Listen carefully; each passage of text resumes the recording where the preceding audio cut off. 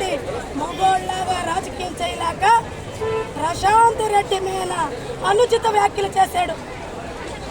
నెల్లూరు నియోజకవర్గంలో మొట్టమొదటి మహిళా ఎమ్మెల్యేగా నీ మీద తొడగట్టి నేను 30 ఏళ్ళని మగోళ్ళు ఓడించిన ఘనత ప్రశాంత్ రెడ్డికి దక్కింది. అదేవిధంగా వాళ్ళిద్దరూ దైవ కార్యక్రమాల్లో సేవల్లో పాల్గొంటారు.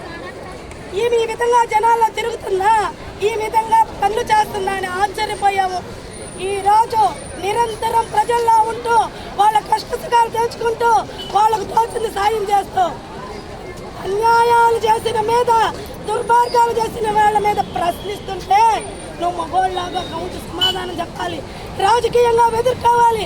నీచ నికృష్టంగా సభ్య సమాజం తలదించుకునే విధంగా ఇలాంటి కొడుకుని కన్నానా అని నీ తల్లి తలదించుకునే విధంగా నువ్వు చేసిన అనుచిత వ్యాఖ్యలకు మా మానవ మహిళా సమాజం సిగ్గుపడుతుంది. నేను ఒకటే చెప్తున్నా, గతంలో కూడా నీకు అలవాటే.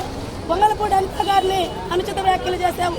ఆ రోజు చీర సారా గాజులు పంపిస్తానన్నావు, పొరపాటు అయిపోయింది, పంపించలేదు. ఈ రోజు నీకు అదే కరెక్ట్. చీర సారా గాజులు పసుపు కుంకుమ పంపిస్తే ఆడింగలాగా ఆడోళ్ళ మీద మాట్లాడతా బతకమని నేను చెప్తున్నా. బేషరత్తుగా ప్రశాంత్ రెడ్డి మేడంకి క్షమాపణ చెప్పాలి. అంతేగాని ఎవరో మహిళలు వచ్చి ఇల్లు ధ్వంసం చేశారు, అవి చేశారు, ఈ చేశారని నువ్వు కాకమ్మ కబుర్లు చెప్తే వినేవాళ్ళం. మా మహిళలంటే ఇట్టుంటాము, చెప్పి చేస్తాము, చేసేదే చెప్తాము కాబట్టి చెప్తున్నాను.